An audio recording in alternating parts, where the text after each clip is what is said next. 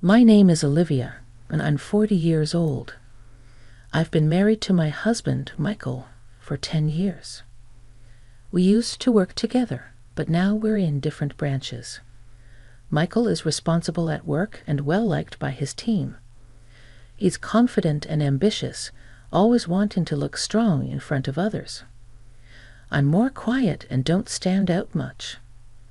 It surprised me when Michael, with his strong personality, showed interest in me. After dating for 2 years, he proposed to me with a big bunch of roses. I felt so loved and agreed right away. I looked forward to our future together. But then he surprised me again by saying we live with his parents. I wasn't sure about it, but he was determined. He assured me his parents were nice and excited about us living together, so I agreed. In the end, for the past 10 years, I've been living with my in-laws in my husband's house, which was not what I expected when I got married. Every morning starts with my mother-in-law's nagging about little things like cleaning the front door. Even though I make breakfast for everyone, her complaints never end. I apologize and rush to fix it while she heads off to work, leaving me feeling like a servant. Living here means waking up at 5 a.m. to cook and clean, even though my mother-in-law, who stays at home, doesn't lift a finger to help. After rushing through chores, I go to work. And when I come back home, it's straight to making dinner. I'm so tired by bedtime that I often fall asleep instantly. This routine leaves me feeling constantly exhausted and stressed. My mother-in-law lounges in the living room, enjoying the breakfast I made while reminding me to clean properly so the neighbors won't think poorly of her. It's a cycle that never seems to end. Despite everything, my husband never defends me, and my father-in-law ignores the mistreatment, burying himself in his newspaper. Since I moved in with my husband's family, I've endured awful treatment. The stress has caused me to lose a lot of weight, and my period stopped, making it impossible for me to conceive. Despite my mother-in-law being the cause, I get blamed for it. I used to take care of myself and cared about my looks, but now I hardly recognize myself. The constant harassment from my mother-in-law and seeing my changed appearance in the mirror have left me deeply depressed. I've become completely submissive to her. I feel so numb that I don't even have the energy to think about leaving this house anymore. I received heartbreaking news. My father had passed away suddenly in an accident. I hadn't visited my family home in a long time because both my husband and mother-in-law would scold me whenever I mentioned wanting to go there. Hearing about my father's death, I deeply regretted not spending more time with him. My family home isn't too far, about an hour's drive from my in-laws' place, so I asked my husband and mother-in-law to come to the funeral. I need to go to my father's funeral, I told them. But before I could finish, they coldly replied, "We're not going. Let your family handle it." Their heartlessness stunned me. Trembling with anger and grief, all I could manage was to say, "Understood." Many people gathered at my father's funeral. He was self-employed and had many connections, so there were tears all around, showing how loved he was. My mother, whom I hadn't seen in a while, was shocked by how much weight I had lost. "Olivia, what happened to you? You look so thin," she exclaimed worriedly. "Are you sick?" Seeing my worn-out appearance, she burst into tears, fearing she would lose me too. Given her fragile state after my father's death, it wasn't unexpected. "No, Mom, I'm not sick." "Please don't worry," I reassured her. I tried to comfort her and took a moment to myself in the waiting room. "If you're not sick, then what's wrong?" My mother's concern prompted me to reflect on my interactions with my husband and mother-in-law. Their lack of comfort or support even during my father's death fueled my anger. I decided to confide in my mother about the challenges I face living with my in-laws. Actually, I've been dealing with what feels like bullying from my mother-in-law It's really taking a toll on me, I admitted, feeling down. My mother's expression turned worried as she looked at me. I'm glad you're not sick, but this news doesn't ease my mind. Is that why you haven't been visiting me? She asked. Yes, I nodded, confirming her suspicion. My mother handed me a piece of paper and said, "Take a look at this for yourself, then think carefully about what to do next." When I looked at the paper, I realized it was my father's will. He was always meticulous, so he had prepared one just in case. The one mentioned inheritance. It says I inherit $2 million. I murmured in shock at the large sum. Suddenly, I felt a glimmer of hope. With this, I could build my own house and leave my in-laws' place right away, I thought excitedly. Thanks to the inheritance from my father, things started looking up for me. Back at my in-laws' place, I continued with the household chores as usual. But on days when I had plans, the house tended to get messier since there was no one else to clean up. As I quietly went about my tasks, my mind kept drifting to the $2 million I had inherited. Despite my strained relationship with my mother-in-law, I still wanted to stay with my husband, Michael.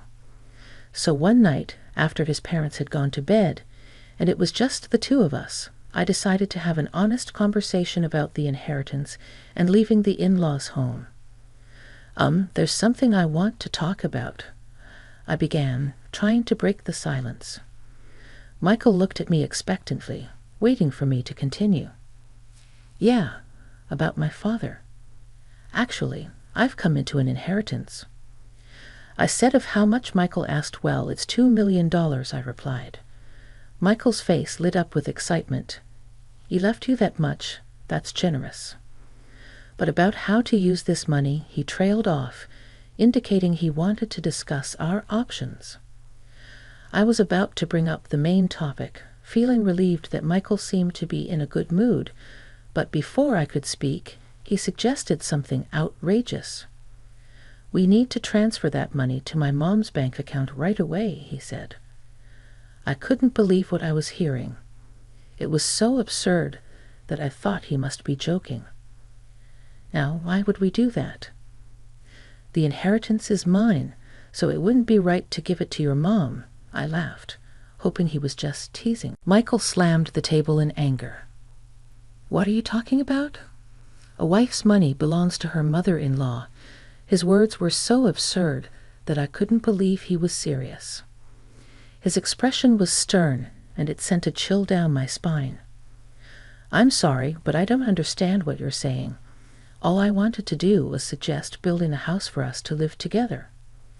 I tried to explain, but Michael wouldn't let me speak. He insisted on claiming my inheritance for his mother. That night, I couldn't sleep well because of the shock. The next morning, while I was making breakfast, both Michael and my mother-in-law approached me with angry expressions. "Olivia, I heard about it. You inherited $2 million and you won't give it to me. Who do you think you are?" My mother-in-law exclaimed, adding to my distress. My mother-in-law had already heard of the inheritance from Michael. "But I'm the one who inherited it," I protested. "Stop arguing and transfer it to my parents' account now. A daughter-in-law's money is our money." Their determination to claim the inheritance by any means was clear. No matter how much I resisted, they continued to blame me. Realizing my resistance was futile, I fell silent. That's when Michael showed me a piece of paper. "You're getting carried away because you've come into some money. I'm the one who's been supporting you. If you don't change your attitude, it's divorce," he said threateningly. The paper turned out to be a divorce form. "I've already signed it. Take this and go back to your parents' house. If you apologize properly, I might reconsider the divorce," Michael said, his tone firm as I received the divorce form with Michael's part fully filled in. Memories flooded my mind. I realized that I had never received any financial support in this house. I had been contributing equally to the living expenses, and all the household chores fell on my shoulders. Despite my efforts, they had always treated me poorly. Now they were even attempting to take my father's money.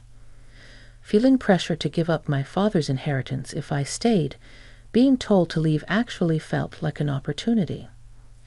Holding the divorce papers, I realized that the decision about my future was mine to make. I vowed to never surrender my father's legacy, and I made up my mind. After finishing work that day, I returned home. I'm home. Welcome back. My mother greeted me with a warm smile. Despite my exhaustion, a home-cooked meal awaited me on the table. It had been so long since I had eaten a meal made by someone else. With each bite of the delicious food, tears of gratitude welled up in my eyes. "Did you tell your husband about the inheritance?" my mother asked.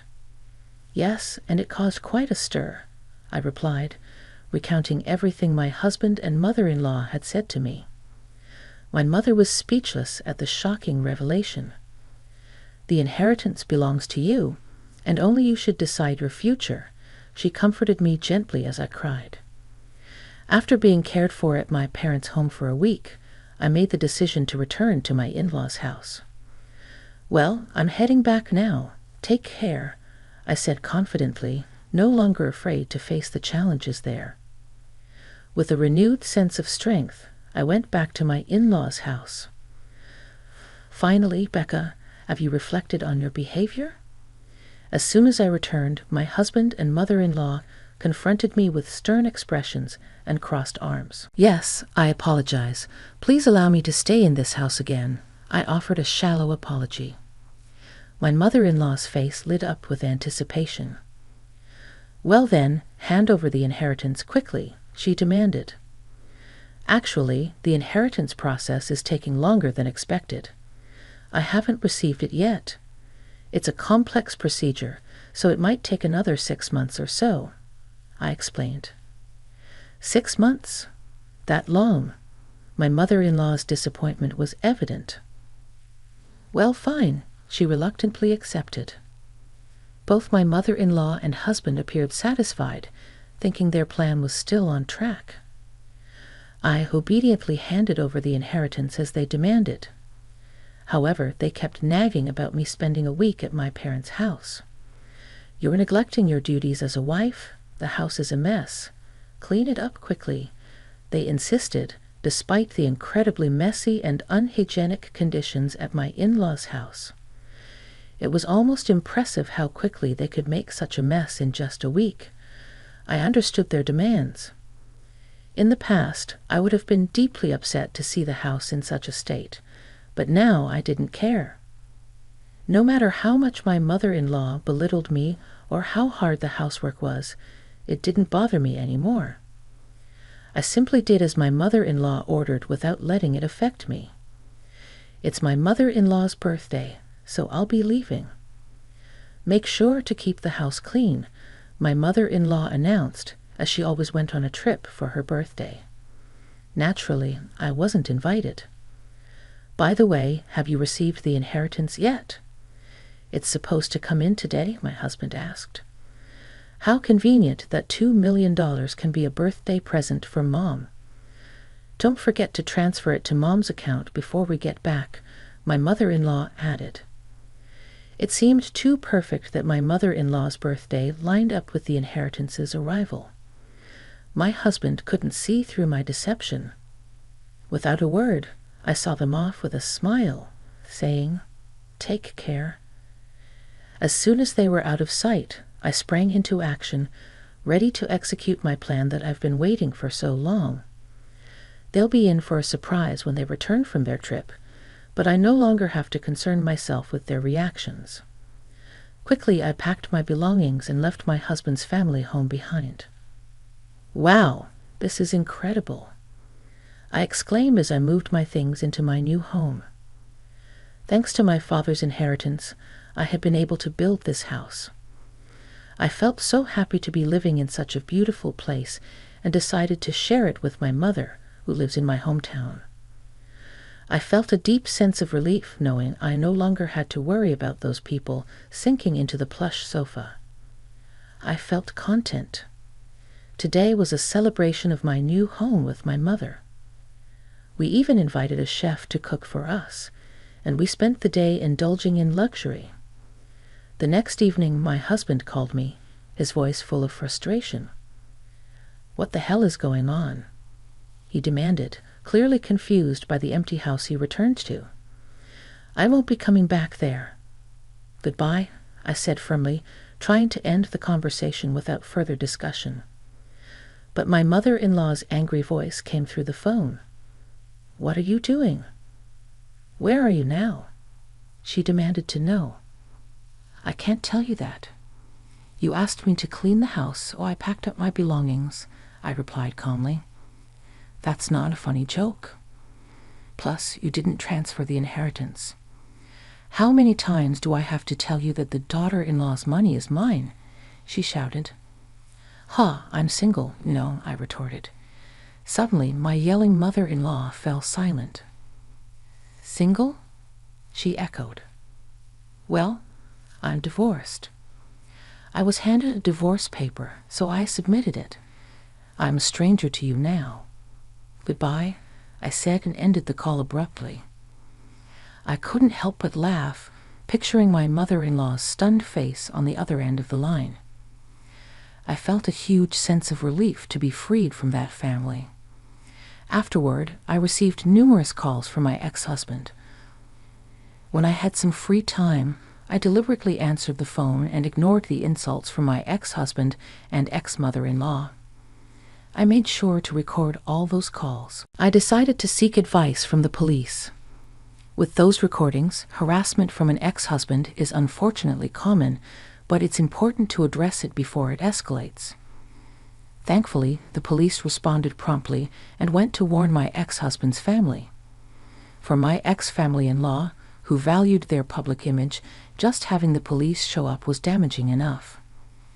Additionally, a subordinate of my ex-husband who lived in the neighborhood witnessed the police visit.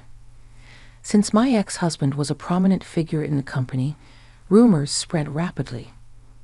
Furthermore, colleagues and subordinates who harbored resentment towards my ex-husband began to spread negative gossip about him. Eventually, the rumor made its way to my department. "Did you hear about the police visit?" my colleagues whispered amongst themselves. "I'm divorced now, so I'm not really in the loop," I replied loudly enough for others to hear. The employees eagerly spread the news further. It didn't take long for the rumor to reach my ex-husband's boss. "You've been the subject of a lot of negative rumors, haven't you?" his boss remarked. "What are you talking about?" my ex-husband protested. "I can't tolerate men who don't appreciate their wives. Furthermore, with these damaging rumors circulating, it will tarnish our company's reputation. Therefore, I've decided to transfer you," his boss declared.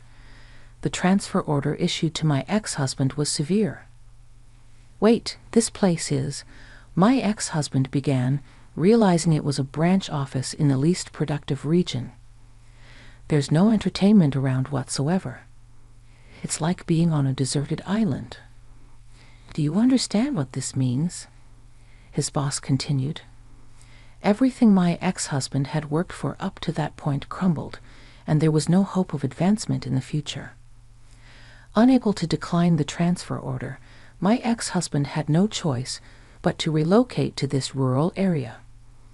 As for my ex-mother-in-law, she was likely shocked by her son's tarnished reputation and the fact that she could no longer live with him. This led her to become reclusive and ultimately develop depression. There were also concerns about dementia, as she frequently caused disturbances at home. My ex-father-in-law now finds himself in the difficult position of caring for his drastically changed wife. He often remarked, "The challenges faced by my former in-laws could be seen as karma for the harassment they inflicted on me."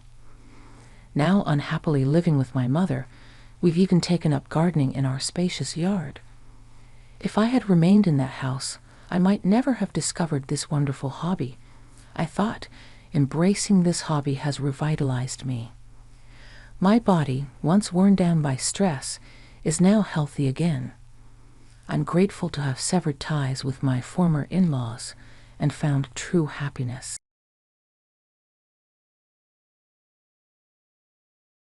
Get out. This house is ours now. Amanda's voice rang through the hallway where I had grown up. Mom's pictures were still on the walls, and I stood there, still wearing my black funeral dress, struggling to believe how fast everything had fallen apart.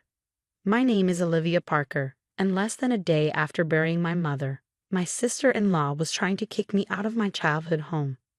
"You can't do this," I said, my voice shaking. "I live here.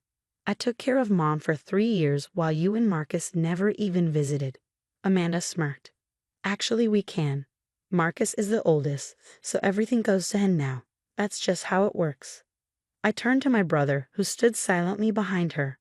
Marcus had always been the successful one, the golden child who moved away and married well.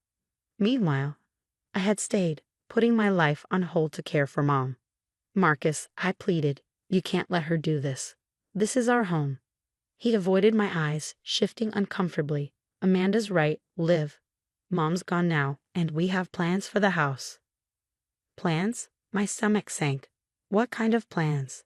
Amanda's eyes gleamed. "We're selling it, of course. The property value is high. We'll make a fortune." I couldn't believe it. This wasn't just a house, it was filled with memories. The kitchen where Mom taught me to bake, the backyard where Dad built our treehouse, the living room where we spent every Christmas together before Marcus left. "You have until tomorrow evening," Amanda said, glancing at her watch. "Take your things and leave. Whatever's left is ours." "The will hasn't even been read yet," I protested. Amanda sighed, faking sympathy. "Oh, sweetheart, do you really think your mother left anything to you? You never even had a real job. You just stayed here while Marcus built a successful life." The truth was, I had paused my graphic design career to care for Mom. I worked remotely so I could be there for her, but Amanda saw it as a failure. "The will is being read tomorrow morning," I said firmly. "I'm not leaving until then." Amanda's smile faded. "Fine, enjoy your last night here, but when the will proves what we all know, I want you gone." As they walked away, I heard Amanda whisper to Marcus, "Finally, we can get rid of her and sell this place." That night, I sat in Mom's room, surrounded by her things. Her scent still lingered. Memories flooded my mind. Our late-night talks, the way she squeezed my hand when she was in pain, how she loved me reading to her every evening. "I'm sorry, honey," she had said one night, "that you put your life on hold for me." "Mom, no," I had told her. "You're my life too." She had smiled, a knowing smile I hadn't understood until I found the letter hidden in her favorite book. I pulled it out and read it again. "My dearest Olivia, your brother only cares about money, just like his wife. But you, my sweet girl, see what really matters. You stayed when others left. You gave when others took. Remember that tomorrow, when Mr. Sullivan reads the will. A mother knows her children's true hearts. All my love, Mom." I carefully folded the letter and put it away. Tomorrow would change everything, but not in the way Amanda and Marcus expected. Let them think they had won. Let them believe they could push me out. Tomorrow, they would learn the truth. As I got ready for bed, I heard them outside, already measuring rooms and planning renovations, just like at the funeral when they thought no one could hear them talking about selling the house. "Just a few more hours," Amanda said smugly, "and we'll never have to deal with her again." If only they knew what was coming. The next morning was bright and clear, but the air was thick with tension.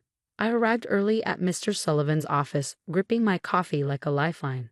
Amanda and Marcus walked in 15 minutes late, dressed like they were going to a business meeting instead of a will reading. "Let's get this over with," Amanda said, sitting down. "We have a realtor coming to see the house this afternoon." Mr. Sullivan, my mother's lawyer and longtime friend, adjusted his glasses and looked at them. His face gave nothing away, but I noticed how carefully he arranged the papers in front of him. "Before we start," he said, "I want to mention that Sarah, your mother, made important changes to her will 3 months ago." Marcus frowned. "Changes? What kind of changes?" Mr. Sullivan didn't answer directly. Instead, he opened the folder and began to read. "I, Sarah Elizabeth Parker, being of sound mind, declare this to be my last will and testament." Amanda tapped her fingers impatiently as he read through the legal details. Then came the part they were waiting for. "Regarding my home and everything in it, Mr. Sullivan said, pausing to meet their eyes. I leave it entirely to my daughter, Olivia Parker. Silence filled the room. What? Amanda's voice cracked. That's impossible. Mr. Sullivan continued as if she hadn't spoken. To my son Marcus and his wife Amanda, I leave $1,000 along with this message. The time you didn't spend with me in life shouldn't be rewarded in death. Marcus turned pale. This has to be a mistake. Mom wouldn't. Additionally, Mr. Sullivan went on, I leave my entire savings and investments to Olivia Parker in recognition of her love and care during my illness. Amanda jumped to her feet. This is outrageous. She must have pressured Sarah into this when she was sick. We'll fight it. Mr. Sullivan remained calm. I expected this reaction. Here is a video of Sarah explaining her decisions, completely aware and in control. Would you like to watch it? Amanda's face twisted with anger. You planned this, she spat at me. You turned her against us. I took a slow sip of my coffee, keeping my voice steady. No, Amanda. You did that yourselves. Every missed holiday, every ignored phone call, every excuse not to visit, Mom noticed. She saw everything. Mr. Sullivan, Marcus started, his voice unsteady. Isn't there anything we can do? There's more, Mr. Sullivan said. Sarah left personal letters for each of you. He handed them their envelopes. I already knew what mine said. Mom had shared it with me during one of our late-night talks. But watching Amanda and Marcus read theirs, I saw the realization hit them like a slap. Marcus sank into his chair, his hands shaking. Amanda just stared at her letter, speechless for once. The realtor, she muttered. We need to cancel. Yes, I said quietly, you do. And you need to move your things out of my house by tomorrow evening. The irony wasn't lost on anyone. Mr. Sullivan cleared his throat. Everything is in order. Olivia, I'll need you to stay and sign a few documents. Amanda stormed out, Marcus following behind her. Through the window, I watched them arguing in the parking lot, their gestures frantic. Your mother was very proud of you, Mr. Sullivan said softly. She knew exactly what she was doing. I nodded, thinking of all the moments Mom and I had shared, of the quiet wisdom she had passed on to me. She knew them better than they knew themselves, I murmured. And she knew this day would come. As I signed the final papers, I felt lighter. Mom had made sure our home stayed with the person who truly cared about it. Amanda's dreams of selling it were over. Walking to my car, I heard Amanda's voice echo across the parking lot. This isn't over. But it was. Mom had made sure of that. And as I drove home, to my home, I smiled. Justice doesn't always come with a fight. Sometimes it comes with a mother's quiet strength and a will that says everything. The weeks after the will reading brought changes I never saw coming. The first surprise came one evening when Marcus showed up alone at my door. He didn't look like the confident businessman Amanda had shaped him into. He looked like my little brother again. Can we talk? He asked, shifting awkwardly, just like he used to when we were kids and he'd broken something of mine. I let him in, watching as he took in the house. Mom's touch was still everywhere, mixed with my own. Nothing like the sleek, modern space Amanda had planned to turn it into. I found these, he said, pulling out a stack of old photos from his jacket. From before everything. The pictures showed us as kids, playing in the backyard while Mom watched from the porch with her warm smile. Back when Marcus was just my goofy little brother, before Amanda convinced him that success meant leaving his past behind.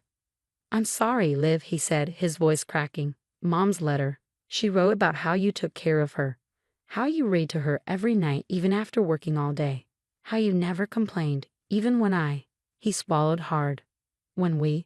She loved you, Marcus, I said gently. She was just disappointed in your choices. He nodded, wiping his eyes. Amanda and I are separating. After the will reading, I started seeing things differently. How she always pushed me to put money over family, You don't have to explain, I interrupted. Mom always said people revealed their true selves eventually. The second surprise came a week later. Amanda tried to fight the will, but the video Mr. Sullivan had mentioned surfaced. In it, Mom spoke clearly and confidently, explaining her choices. My daughter Olivia understands that a home is more than just walls and a roof, she said. It's where memories live, where love grows. Amanda and Marcus see only dollar signs. They'll learn too late perhaps that some things can't be measured in money. The video spread quickly in our small town. Amanda's perfect reputation crumbled. Many of her real estate clients had known Mom, and after seeing the video, they wanted nothing to do with her. I focused on moving forward. I turned Mom's old sewing room into my graphic design studio and started taking on more clients, rebuilding my career on my own terms. Marcus started coming over for Sunday dinners, just like we used to when we were kids. Sometimes we'd sit in the garden Mom loved so much, remembering stories we'd almost forgotten. I could see the real Marcus coming back, the one Amanda had buried under expectations and ambition. "You know what I remember most?" he said one evening. "Mom always said karma doesn't need an audience. She just sits back and waits for the right moment." I smiled. Mom had been right.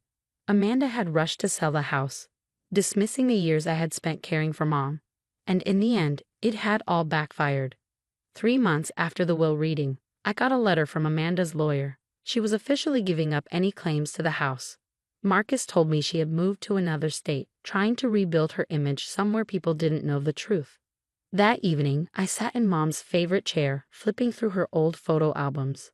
Inside, I found a note in her elegant handwriting. "Sometimes the greatest gift we can give our children is the chance to show who they truly are. Watch, wait, and trust that truth will always surface in its own time." I ran my fingers over the words, feeling closer to her than ever. She hadn't just left me a house. She had given me the chance to rebuild my life, my relationship with my brother, and the peace of knowing I had honored her in the way she had hoped. The house remains unchanged, a testament to Mom's love and wisdom. Marcus visits often, helping me tend the garden she cherished. And sometimes, when I sit on the porch where she used to watch us play, I can almost feel her smile. She had always known what Amanda never understood. The true value of a home isn't in its price, but in the love it holds and the memories it keeps safe. And in the end, that was worth more than anything.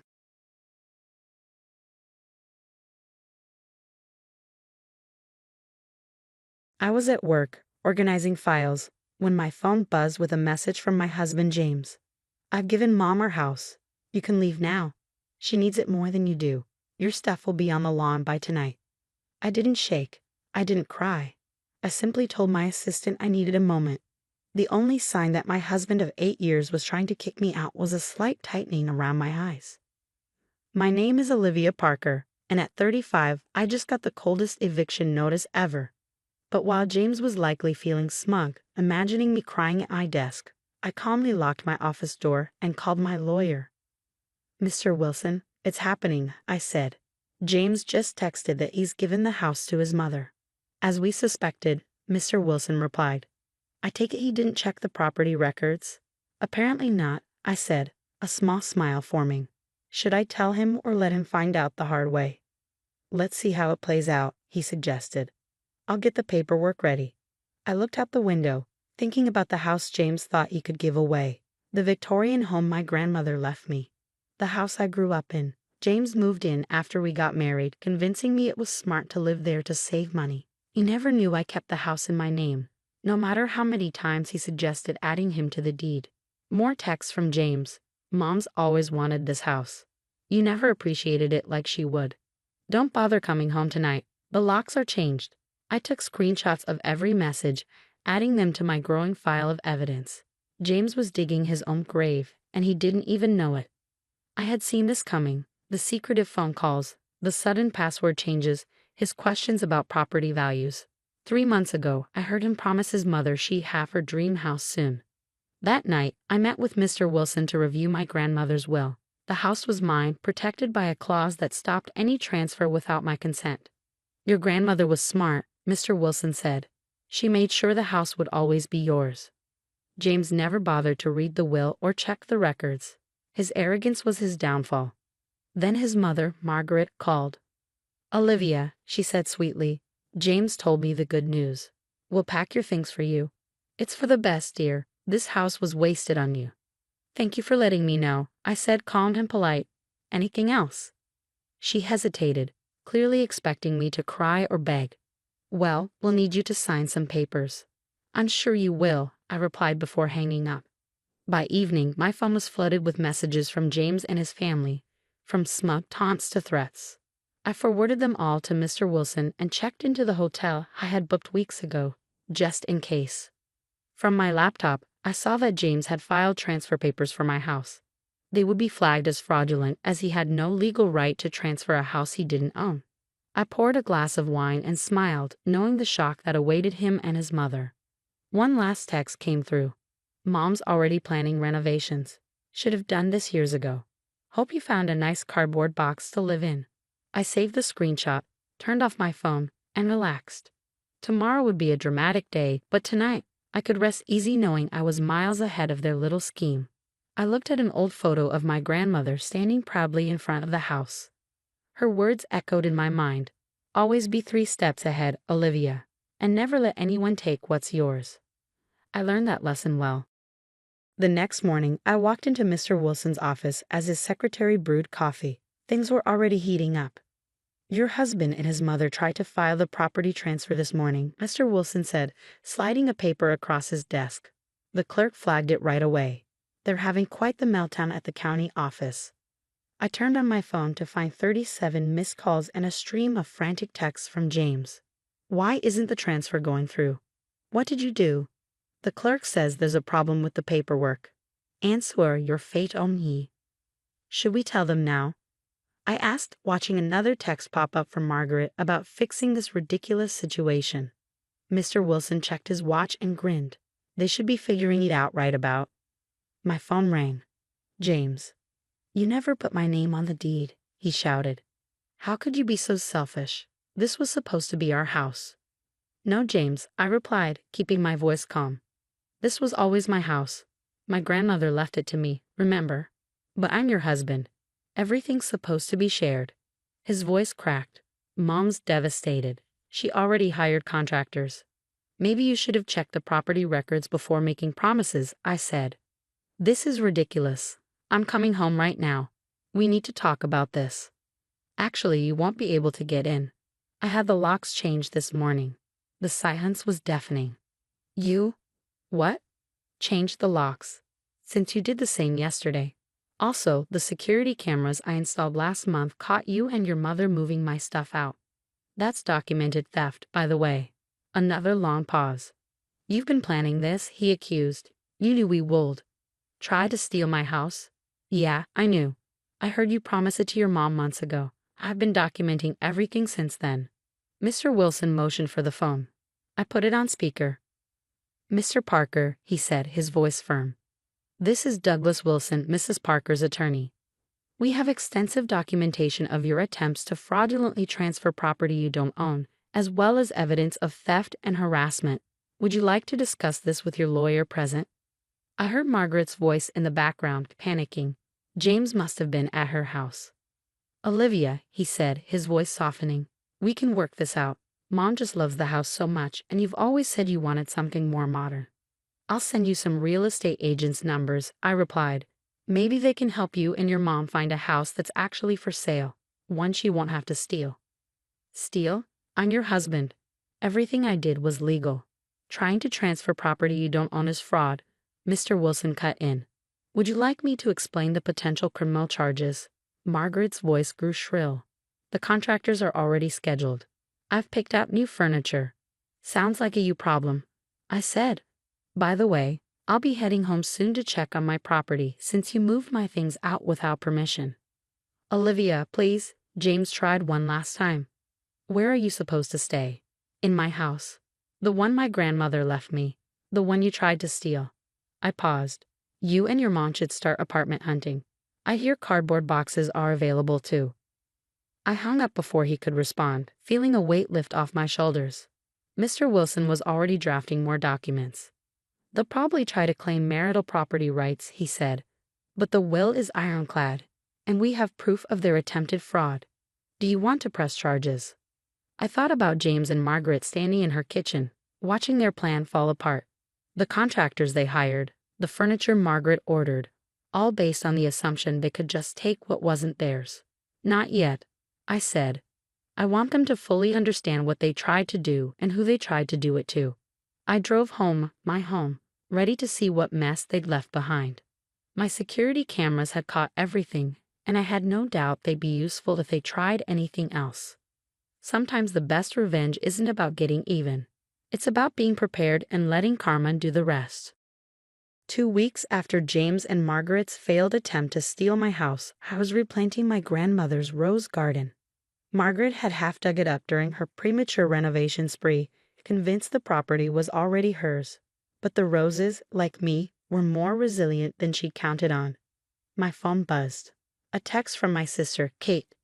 "You won't believe what I just heard from Linda next door.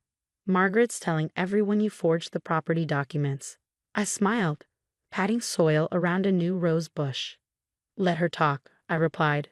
"The county records speak for themselves."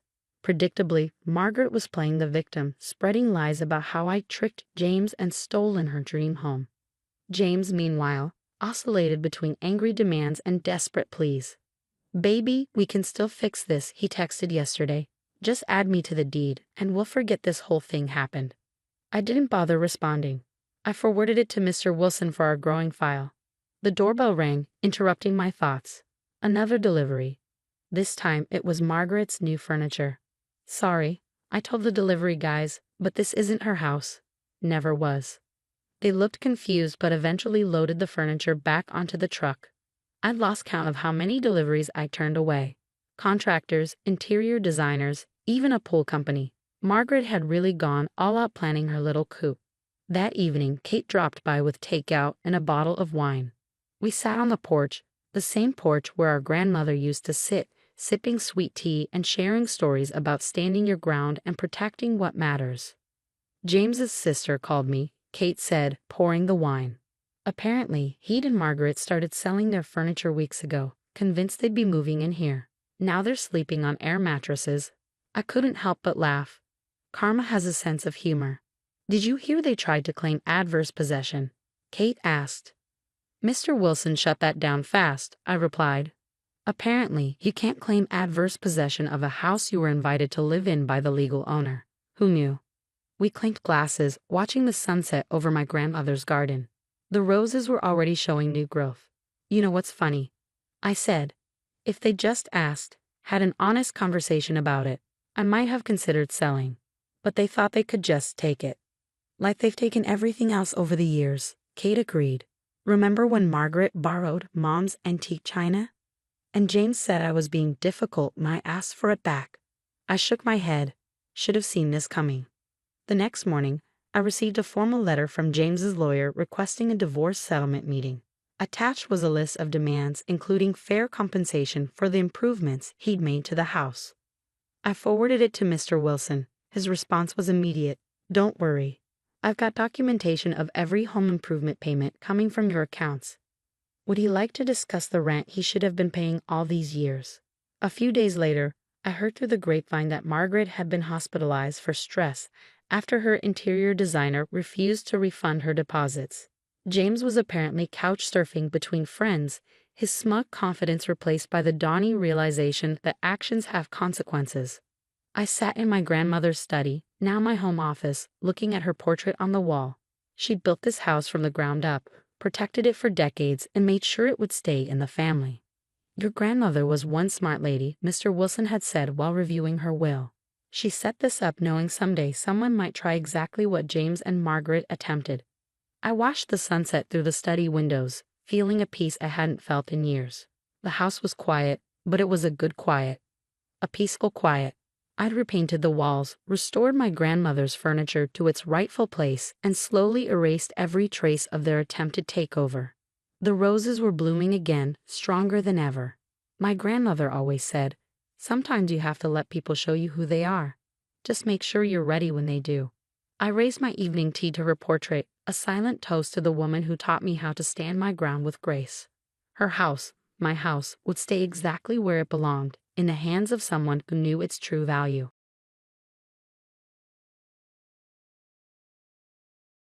Good luck surviving now. The message popped up on my phone at midnight, followed by a picture of our empty home safe. I stared at it, sitting in my hotel room after a long day at a medical conference. Another message came right after. "Change all the locks too. Time to see how you do without my money. My name is Olivia. I'm 35 years old, and my husband James was trying to ruin my life through text messages. But what he didn't know was that I had been expecting this for months. I opened my home security app and checked the live camera feed. There he was, walking around our living room, throwing papers into a box. His girlfriend Amanda, who used to be my assistant, followed him closely, pointing at things she wanted. "Take that vase," she said, looking at my grandmother's antique. "It'll look great in our new condo." James laughed. "Take whatever you want, babe. She doesn't deserve any of it anyway." I watched as they took valuables, unaware that the hidden camera in the ceiling was recording everything. I had installed it months ago when I first noticed James acting suspiciously. Another message from James: "The safe's empty. Should have been smarter with your money, Liv." I smiled. The money he stole was only a small part of my real savings. 6 months ago, when I noticed him being secretive, I had already moved most of my money to a private account. Then, a text from my lawyer, Marcus. "Got the footage. Clear evidence of theft and fraud. Want me to file the case tonight?" "Not yet," I replied. "Let's see what else he does." I had hired Marcus after discovering that James was stealing from my medical practice. As a successful dermatologist, I had built my business from scratch. James had pretended to be a supportive husband, but in reality, he'd have been stealing behind my back. I found out when I noticed strange charges, expensive equipment we never got, payments to fake companies, all of it traced back to accounts James had created as my office manager. Another text from James: "Amanda is better than you, younger, prettier, and she knows how to treat a man." I checked the camera feed again. They were in our bedroom now. Amanda was trying on my expensive dresses while James filmed her, laughing. They thought they had won. "The practice will be mine too," James texted. "Since I managed it, I own half. Good luck starting over at your age." I thought about the documents in my hotel safe, proof that James had been stealing from my business. I had worked with an expert accountant to collect bank records, forged signatures, and fake purchases. Then my sister, Kate, called. "Have you seen James's Facebook post?" she asked. "What post?" "He just announced your divorce. He's telling everyone that you were a cold wife who only cared about work. Oh, and he's saying you cheated on him." I felt anger rise, but I pushed it down. "Perfect," I said. "Screenshot everything." "Already did," Kate said. "But aren't you mad? He's ruining your reputation." I watched the camera feed as James and Amanda packed their bags, thinking they had won. "No," I said. "I'm not mad anymore. I'm ready." "Ready for what?" "Justice." I hung up and texted Marcus, "Time for phase 1. Then I opened James's last message. "Bet you regret not signing that postnup. Everything is mine now." I thought about the prenuptial agreement in my lawyer's office, the one James thought he had destroyed. It clearly stated that if he cheated, he would get nothing. I typed back, "You're right about one thing. Someone's going to regret their choices." Then I set my phone down and watched as James and Amanda celebrated, completely unaware that everything was being recorded, every crime documented. Tomorrow the real battle would begin. But tonight, I would let them dig their own grave. James sent one last message: "Don't bother coming home. Your key won't work." I smiled, remembering the locksmith's bill in my files. "Thanks for letting me know," I replied. Some people think kindness is weakness. James was about to learn the truth. The next morning, while James was probably sleeping off his celebration, I was already in Marcus's office, planning my next move. On his computer screen, the security footage clearly showed James and Amanda stealing from my house. "The evidence is solid," Marcus said, laying out documents on his desk. "Bank records show he moved over $200,000 from your practice into hidden accounts. The video shows him stealing your belongings, and his social media posts prove he's trying to ruin your reputation." I watched another clip of James emptying our safe with a smug smile. "What do we do first?" I asked. "We've already frozen all your business accounts and filed an emergency order. He can't take any more money," Marcus explained. "We also reported his embezzlement to the medical board and the police this morning." My phone buzzed with another text from James. "Missing your fancy clothes yet? Amanda looks better in them anyway." I ignored it and asked Marcus, "What about the house?" Marcus grinned. "That's the best part. The house is in your name, and with his threatening messages, We got a court order to change the locks back. The locksmith is on his way now with the police. Right then, my security app sent me a notification. James had just opened the door to find 2 police officers and a locksmith standing there. I turned on the audio feed. "Sir, we have a court order to restore Dr. Walker's access to her property," one officer said firmly. "This is my house," James shouted. "She's the one, whoa. The property deed says otherwise," the other officer cut in. "Please step aside." I watched as James paced angrily, calling his lawyer while Amanda stood behind him, wearing one of my designer dresses. The locksmith quickly changed the locks and handed the new keys to the officers. "Dr. Walker can pick these up at the station," he said. My phone rang. It was James's lawyer, Mr. Phillips. "Olivia," he began carefully, "maybe we can resolve this peacefully." "Peacefully," I repeated, like how James peacefully stole from me and gave my clothes to his girlfriend. "Those are just accusations," he tried to argue. "I have recordings," I said firmly. "Every second, from every angle. Should I send you the footage?" Silence. "I thought so," I continued. "Tell James he has until 5 p.m. to return everything he took. If he doesn't, we'll add theft charges to the embezzlement case." I hung up and turned back to Marcus. "When will the accountant's report be ready?" "Already done," Marcus replied, showing me another file. "It proves that James has been stealing for 18 months. He didn't just take money. He also faked patient records to cover up extra cash payments." My security app beeped again. James and Amanda were rushing to pack up everything they stole. Their confident smiles were gone, replaced by panic. Another text from James: "You're bluffing. You can't prove anything." I sent him one short video clip, him opening the safe while bragging to Amanda about stealing from my practice. He quickly replied, "That's illegal surveillance." "No," I wrote back.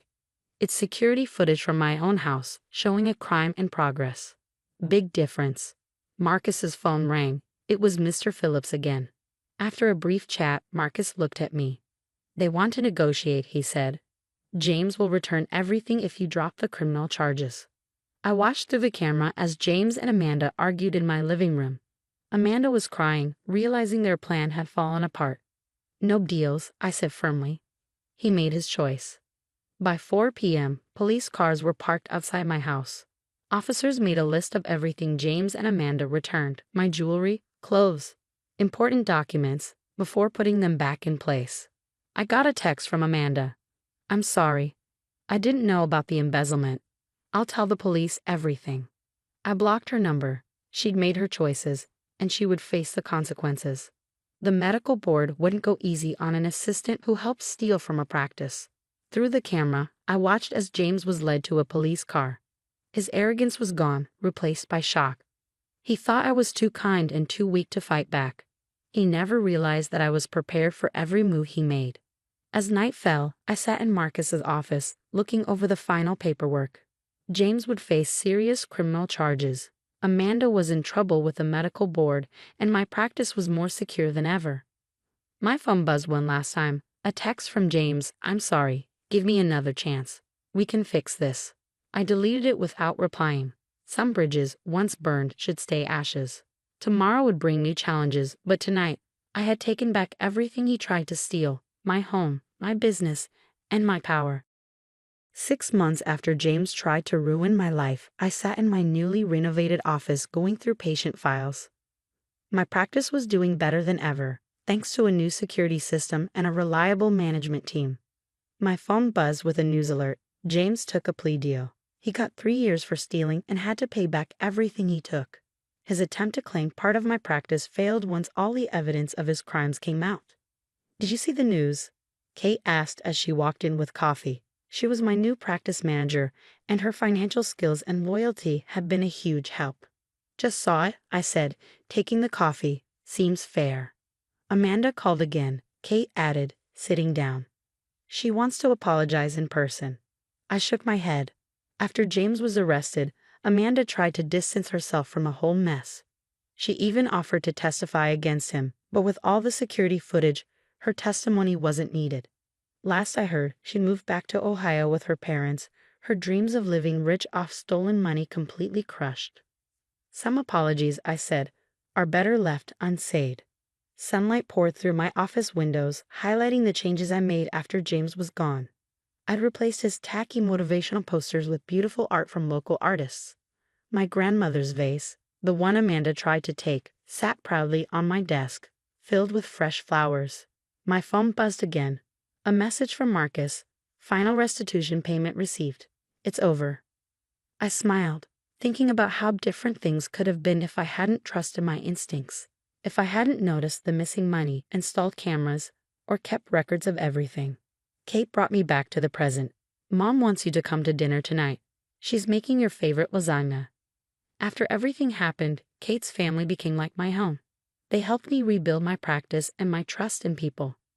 Tell her I'll be there, I replied, but first I need to do something. That evening, I stood in my home office, looking at the last box of James's things, photos, old letters, and memories of our marriage. His lawyer had asked for them weeks ago, but I wasn't ready to face it. Today felt like the right time. Just as I sealed the box, my security system beeped. Someone was at my front door. It was James's mom, Eleanor. I hadn't seen her since James's arrest. I opened the door, surprised to see how much older she looked. "Olivia," she said softly, "I owe you an apology." I invited her in, and she sat at my kitchen counter. "I should have seen who he really was," she admitted. "I kept making excuses for him, thinking he'd grow up one day." She handed me an envelope. "I found these in his old room, checks he stole from me, credit card bills I didn't even know about. He was stealing long before he met you." I made us tea and listened as she talked about the son she thought she knew. "You were the best thing that ever happened to him," she said, wiping her eyes. "And he threw it all away because he couldn't stop taking what wasn't his." After she left, I added the envelope to the box of James's things. It was just more proof of who he really was. My phone buzzed again. A text from an unknown number. It was James, using his prison phone. "I miss you. I know I messed up, but I've changed. When I get out..." I blocked the number without finishing the message. Some doors needed to stay closed. That night, at Kate's family dinner, surrounded by laughter and love, I realized something important. James hadn't destroyed me, he freed me. Freed me from doubt, from settling, from accepting less than I deserved. My phone buzzed with another alert, a 5-star review from a new patient, praising my practice's professional and caring atmosphere. I smiled, remembering how far I'd come since that night 6 months ago, when James and Amanda thought they'd won. They expected me to fall apart, to beg, to be defeated. Instead, I came back stronger, wiser, and more successful than ever.